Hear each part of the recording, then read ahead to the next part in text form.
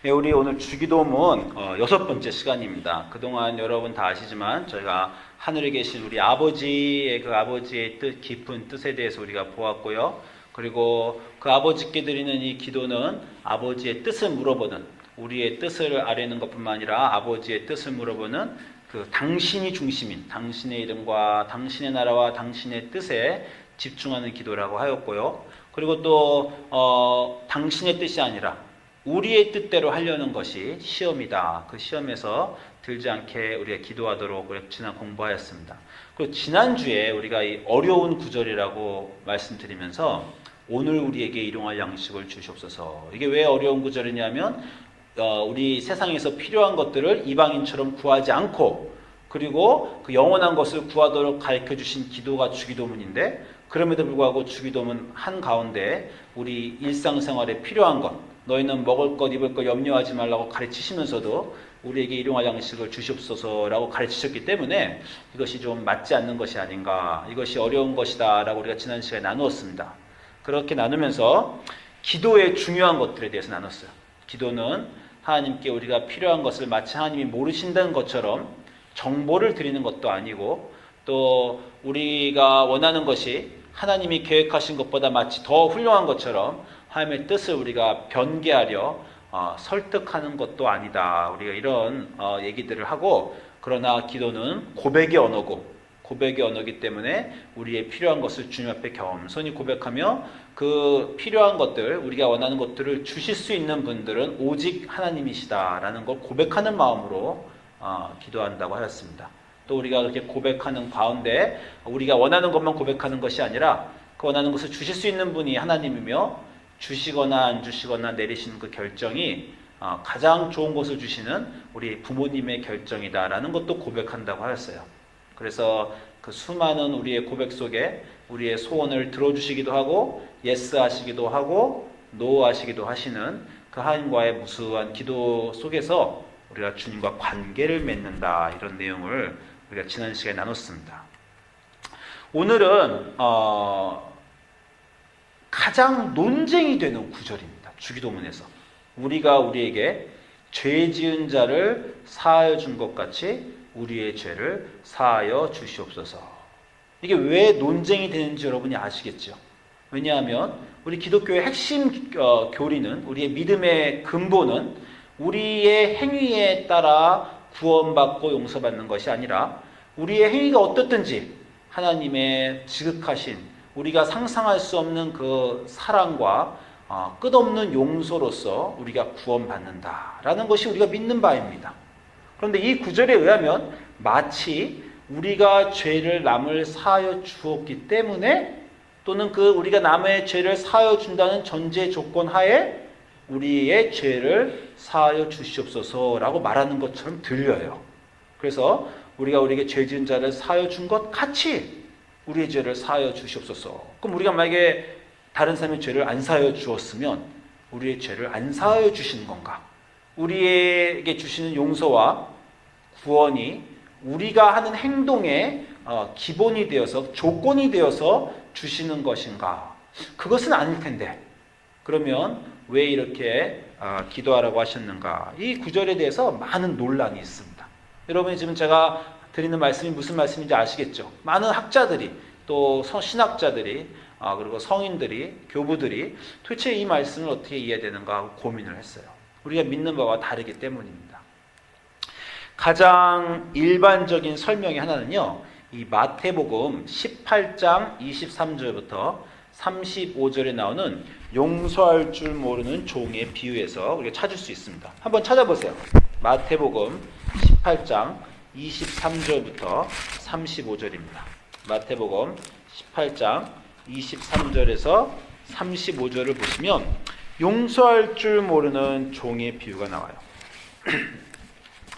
자, 성경 말씀 보시면 마태복음 18장 23절 35절 보면, 이러므로 천국은 그 종들과 회개하려 하던 어떤 임금과 같으니 왕이 회개할 때 1만 달란트, 우리가 설명할 것도 없이 엄청난 양입니다. 국가의 채무와 맞먹을 정도로 엄청난 양인데 1만 달란트 빚진 자 하나를 데려오매 갚을 것이 없는지라. 여기서 이 비유에서 우리가 이 1만 달란트라는 것이 우리의 죄다라고 우리가 믿고 있습니다. 우리가 하나님 앞에 엄청난 죄를 지어서 그 도저히 갚을 수 없는 죄를 우리가 지었다는 것입니다. 주인이 명하여 그 몸과 처와 자식과 모든 소유를 팔아 갚게 하라 한데 그 종이 엎드려 절하며 가로되 내게 참으소서 다 갚으리이다 하거늘 그 종의 주인이 불쌍히 여겨 놓아보내며 그 빚을 탕감하여 주었다. 이게 우리가 말하는 하나님의 사랑입니다. 우리가 하나님께 지은 죄가 엄청난 양이고 정말 죽음으로밖에 갚을 수 없는 그런 죄인데 아무것도 받지 않고 뭐 나중에 갚아라는 것도 없고 이자도 없고 주인이 그냥 온전하게 탕감하여 주었다라는 이 비유가 하나님이 그 아들을 보내셔서 우리의 행위와 상관없이 우리가 아무것도 갚지 못해도 그냥 우리를 불쌍히 여기셔서 용서하여 주셨다라는 그 구절의 내용입니다. 그런데 28절에 그 종이 나가다가 100데나리온 빚진 동관 하나를 자기 친구를 만나서 100데나리온은 이제 한 100일에 일한 값이죠. 100데나리온 빚진 동관 하나를 만나서 붙들고 목을 잡고 가로되 빚을 갚으라 하며 그 동관이 엎드려 간구하여 가로되 나를 참아 주소서 갚으리이다 하되 허락하지 아니하거늘 이에 가서 저가 빚을 갚도록 옥에 가두어 두거늘 그 동관들이 그것을 보고 심히 민망하여 주인에게 가서 이 일을 고하였다. 그러니까 용서를 크게 1만 달란트 용서를 빚진 자가 그러나 다른 자기에게 빚진 잘못한 사람을 용서하지 못한 그 부분을 얘기하고 있는 것입니다.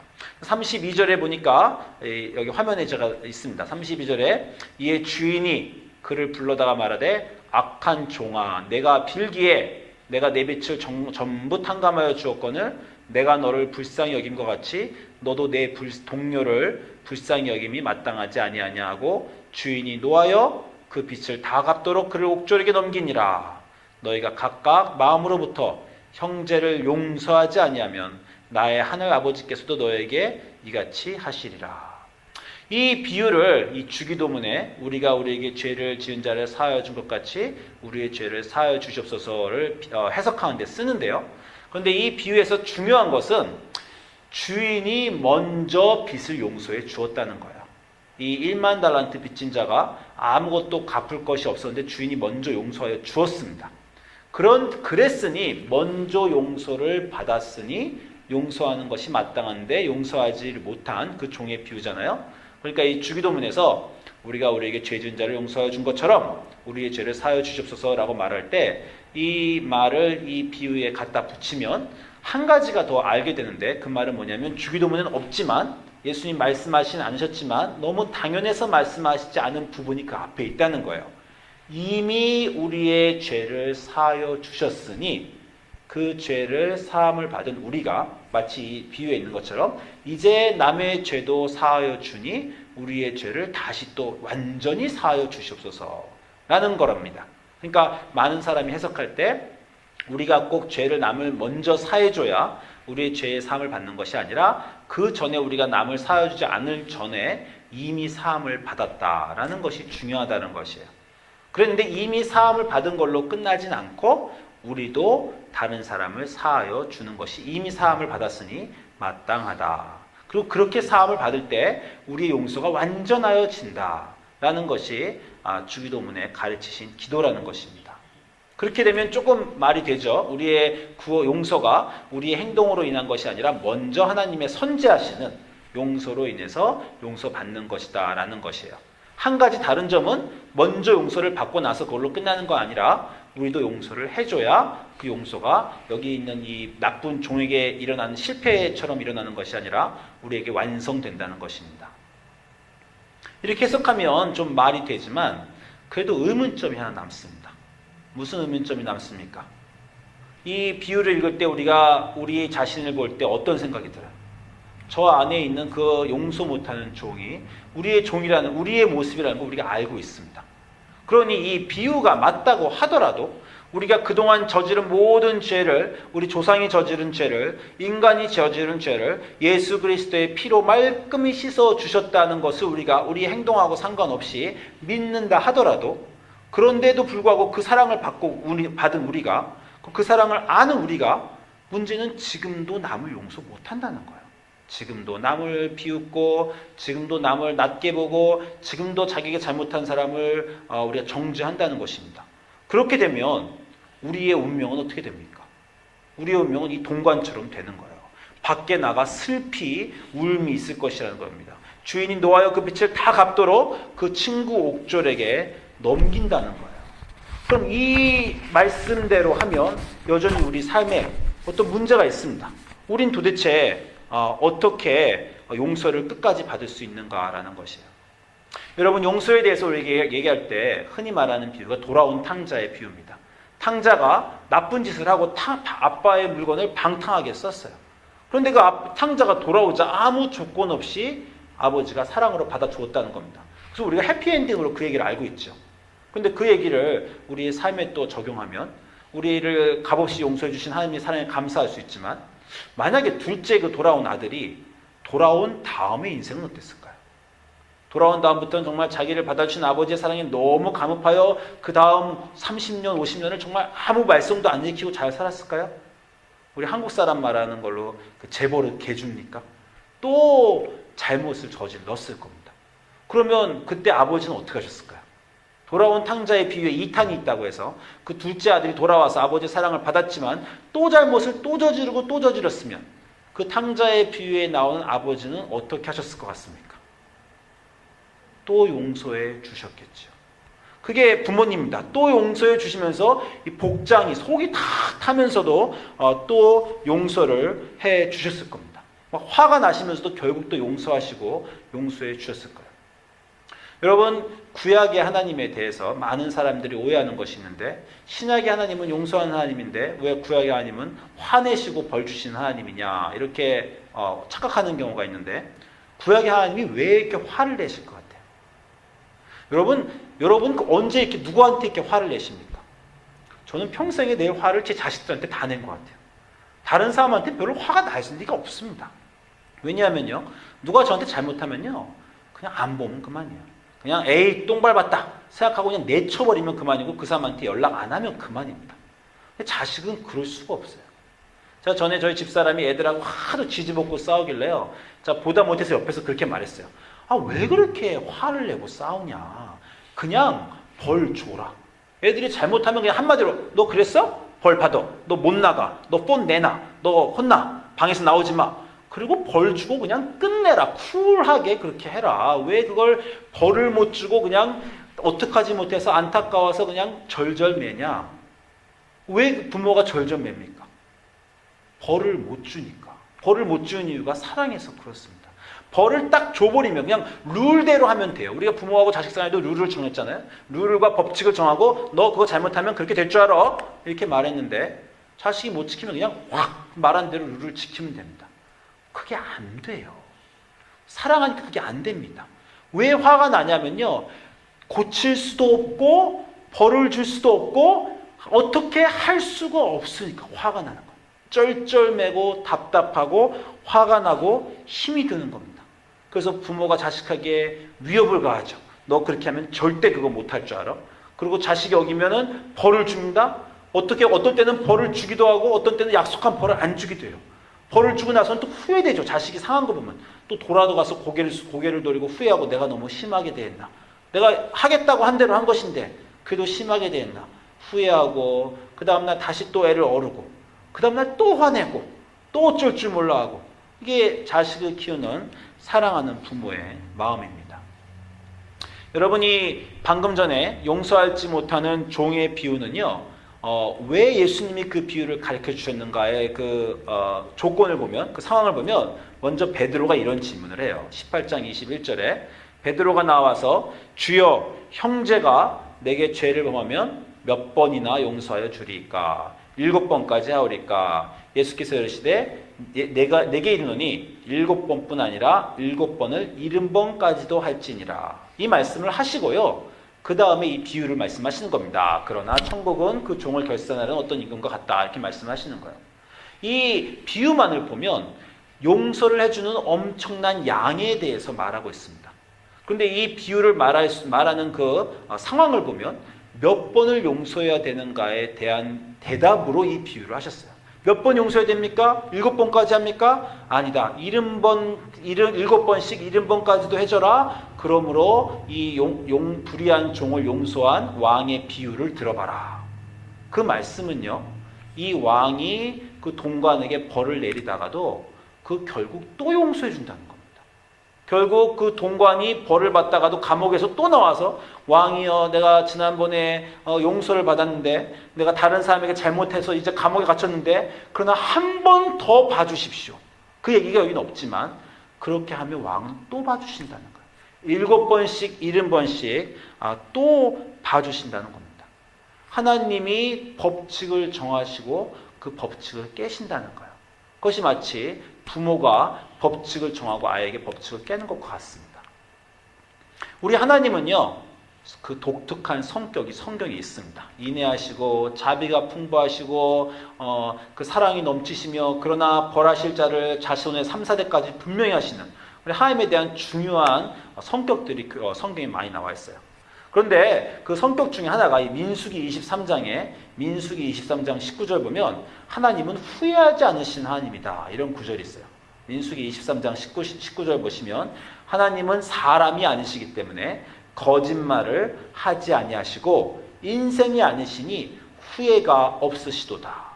어찌 그 말하신 바를 행하지 아니하시며 하신 말씀을 실행하지 않으시랴. 이 하나님에 대한 너무 당연한 하나님 성격에 대한 묘사입니다. 다 동의하는 바입니다. 그렇죠?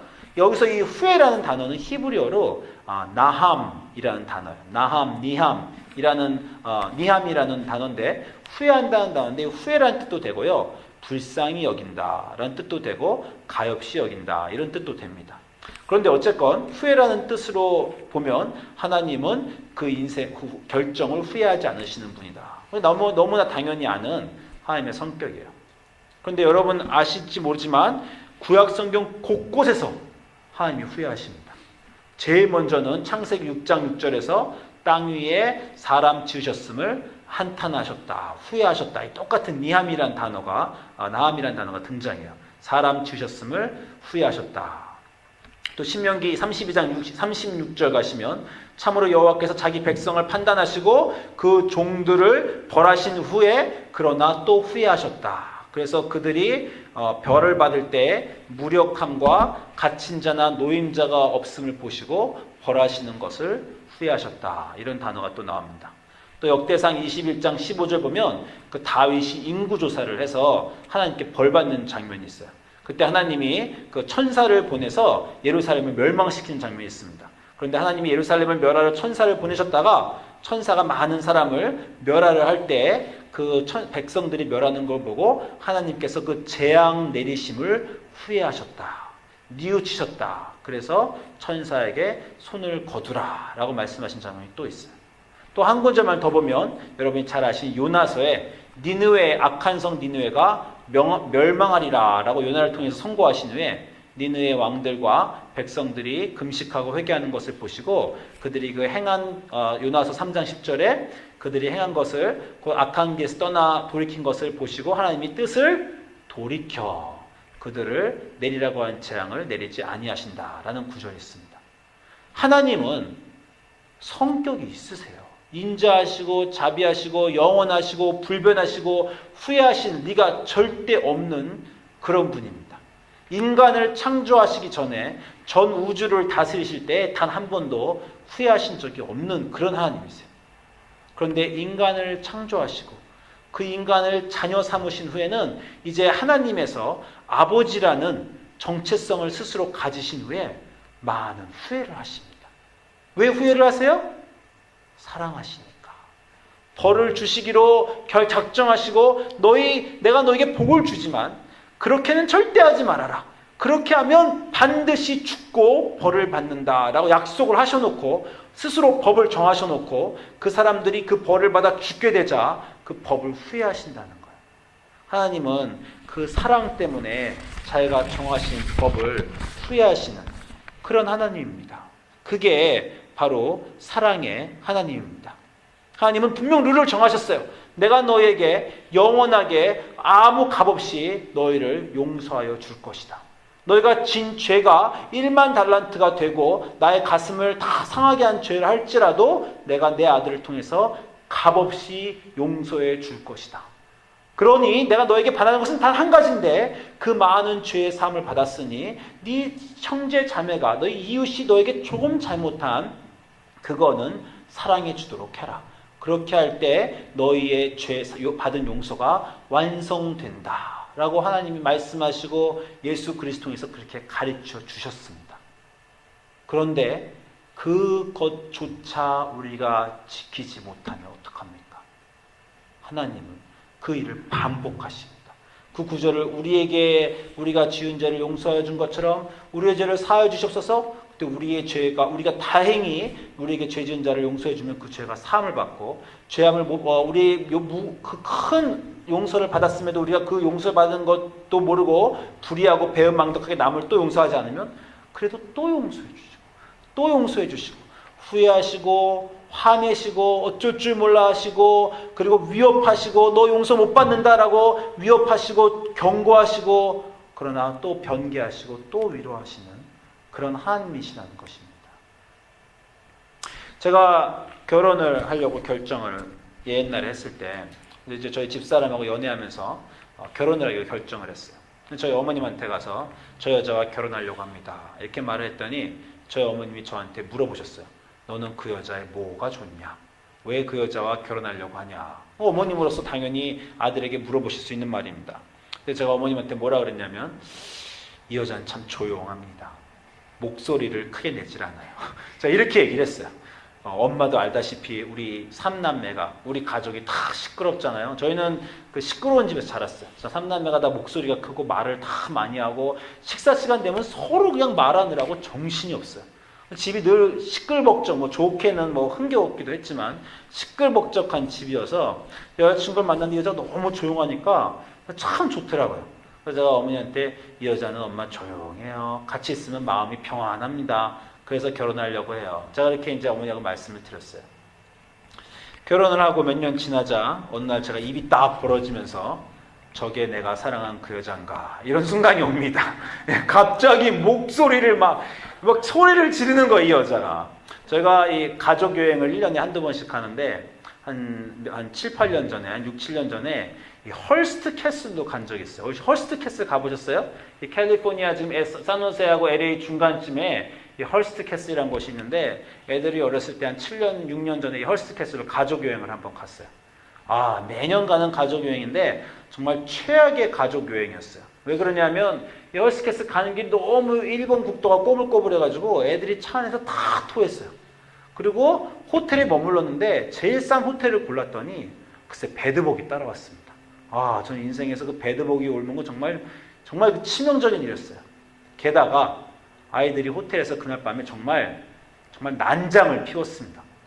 정말 자기들끼리 애들이 어렸는데 정말 싸우고 소리치고 기물 파손의 난장을 피웠어요. 그래서 이 아내가 너무 화가 나서 호텔에서 애들을 마구 혼냈습니다. 저희가 호텔 프론트에서 전화를 받긴 처음이에요. 호텔 프론트에서 전화가 왔어요. 옆방에서 그 방이 너무 시끄럽다고 불평이 왔으니 좀 자제해 주십시오 라고 전화를 받고 제가 너무 창피해가지고 이 호텔 빨리 나가야 되겠다 이런 생각을 했는데 그 시끄럽다는 얘기가 애들 때문에 그런 게 아니고요. 애들 때문에 그 화를 낸 아내의 목소리 때문에 우리가 그 경고를 그때 받았어요. 아내가 막 소리 애들한테 막 질렀거든요. 그 소리를 질 때 제가 입이 똑 벌어져서 저게 내가 사랑하는 여잔가 이런 그 정말 생각을 한 적이 있습니다. 그럼 제가 궁금했어요. 원래 소리를 많이 지르는 여잔데 연애 때 아닌 척 내숭을 떨었을까? 아니면 원래 소리를 안 지르는 여자였는데 엄마가 새 아이의 엄마가 되니 소리를 지르는 여자로 바뀌었을까? 후자가 맞겠죠. 저도 부모가 되고 성격이 참 많이 바뀌었습니다. 부모가 되면요, 저는 원래 그런 사람이 아닌데 아이들 때문에 어쩔 수 없이 그런 사람이 돼요.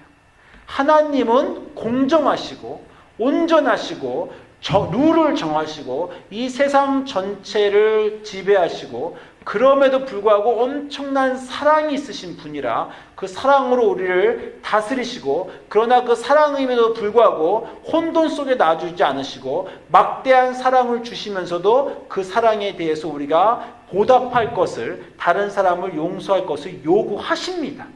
그게 이 세상을 만드신 법이에요. 그러나 그 법을 정하시고 그 아이들, 자녀들에게 지키라고 했는데 그 자녀가 지키지 못하면요, 답답해하시고 위협하시고 화내하시고 경고하시고 때로는 벌을 주시기도 하시고, 그러나 그 벌 주신 것을 후회하기도 하시고 다시 용서하시고 다시 벌 주시기를 반복하는, 자기의 성격과 품성을 달리하는 그 일을 마다하지 않으시는 그런 분을 우리가 하나님이라고 부릅니다. 그래서 예수님이 그런 분을 너에게 기도하기를 하늘에 계신 우리 하나님이 아니라 하늘에 계신 하나님을 넘어서는 아버지에게 기도해라 라고 기도하는 거예요. 여러분, 호세아서 제가 한 번만 더 보겠습니다. 호세아서 9장 15절에 하나님이 이스라엘에게, 호세아서 여러분 아시겠지만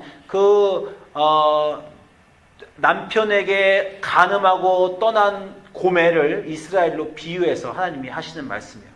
그들의 모든 악이 그 길갈에 있으므로 내가 거기에서 그들을 미워했다는 거예요. 이스라엘을 내가 사랑해서 고르고 아내 삼아 주었지만 그럼에도 그들의 죄악이 너무 심해서 내가 그들을 미워하였다.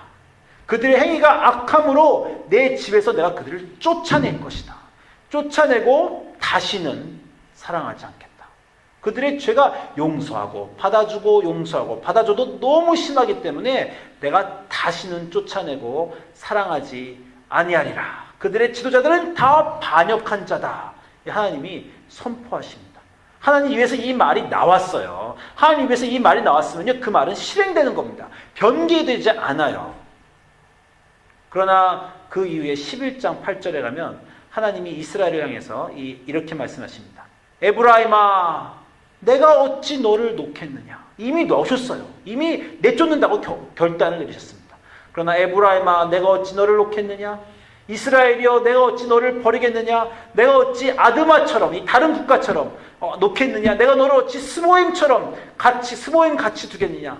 내 마음이 내 속에서 돌이켜 나의 긍휼이 온전히 불붙는 듯하도다. 내 마음이 탄다는 거예요. 내가 너희를 내 법칙대로 사랑을 그만큼 주고도 너희가 배반하면, 내가 마음이 정말 결단하고 내가 내보냈지만 내가 너를 그만큼 용서하고도 너희가 용서하지 않으면 이제는 용서하지 않겠다고 하였지만, 그러나 내 속에서 내 마음이 불붙는 듯 하는구나. 내가 나의 맹렬한 진노를 이제 나타내지 아니하며 내가 다시는 에브라임을 멸하지 아니하리니 이는 내가 하나님이요 사람이 아니며 내 가운데 있는 거룩한 이니 진노함으로 내게 임하지 아니하리라. 본인이 결정하시고 사랑하시고 배신당하시고 진노하시고 벌하시고 다시 또 마음이 불붙는 듯하여 다시 용서하신다는 겁니다. 그러나 이후로도 250년 있다가 이스라엘은 또 망했어요. 그러나 또 망하고 70년 후에 또 구원하십니다. 또 용서하시고 또 벌하시고 또 용서하시고, 이 하나님이 스스로 자기와 어울리지 않는 변개하시는 품성을 택하는 그 아버지 되시기로 하셨다는 것이 우리에게 주신 주기도문의 기도입니다. 너희가 기도할 때 그 하늘 아버지에게 기도하도록 하여라. 그 하늘 아버지는 너희의 그 엄청나고 무서운 죄를 용서하신 분이다. 그리고 그분은 너희가 잘되고 좋은 아이고 좋은 자녀고 서로 용서하기를 원하시니 그 용서받은 것처럼 너희도 너희 형제 자매 너에게 죄를 범한 자를 용서해 주도록 해라. 그렇게 하여야 너희의 죄가 용서하는 것이 마땅하다. 그렇게 기도하라고 가르쳐 주신 겁니다. 그러나 그 앞으로도 그 후로도 하실 말씀들이 여전히 더 있어요. 그러나 너희가 그렇게 용서하지 않으면, 그러나 용서하지 않을 것처럼 말하시고 위협하시고 경고하셨지만 그 일이 벌어지시면 그 모든 괴로움을 또 다시 시작하시는 그런 아버지시다. 또 용서하실 것이고 또 용서하시면서 또 너희도 용서하라고 경고하실 거고, 용서하지 않으면 용서를 뺏겠다고 위협하실 것이고, 그러니 너희는 반드시 남을 용서했으면 좋겠고, 그러나 그 일을 또 다시 반복하실 그 하나님이고 그 하나님의 사랑이라는 것입니다. 여러분 우리가 주기도문을 나누면서 여러분에게 꼭 제가 나누고 싶은 부분이 있어요. 그냥 신에게 기도하듯이 기도하지 마십시오. 그저 기도하면 열심히 기도하면 그 열심히 기도하는 것에 감호하여서 선물을 주는 것 같은 기복적인 신앙의 신에게 기도하듯이 기도하지 마십시오. 기도하면서 내가 이 신에게 잘못하면 나에게 주실 복과 용서가 없어지면 어떡하나 벌벌 떨면서 기도하지 마십시오. 그저 신과 인간의 관계, 기복의 관계, 인과응보의 관계로 하나님을 낮게 만들지 마십시오. 우리 하나님이, 우리 주님이, 우리 예수님이 주기도문을 주시면서 우리에게 알려주시고자 하는 것은 그냥 단순한 기도의 내용이 아니에요. 너희가 기도하는 그분은 너희 하나님 아버지시라는 걸 깨닫고 이 기도를 반복하고 하면서 그 하나님과의 깊은 관계로 들어가라는 것입니다. 이 기도를 통해서 소원이 이루어지거나 이 기도를 통해서 인생이 잘 되는 것이 아니라 이 기도의 뜻을 이해하고 하나님과의 깊은 관계를 형성하고 그 아버지의 마음을 알고 참 자녀로서 거듭나고 아버지와 자녀로서 고백하고 깊은 친밀한 그 부자의 관계를, 부녀의 관계를 이 기도를 통해서 맺으라 라고 가르쳐 주신 기도가 그 주기도문의 깊은 기도이고 그 주기도문의 깊은 뜻을 여러분이 아시기를 원하며 주기도문의 기도를 통해서 하나님과 온전한 관계 맺으시기를 소망합니다. 기도하시겠습니다.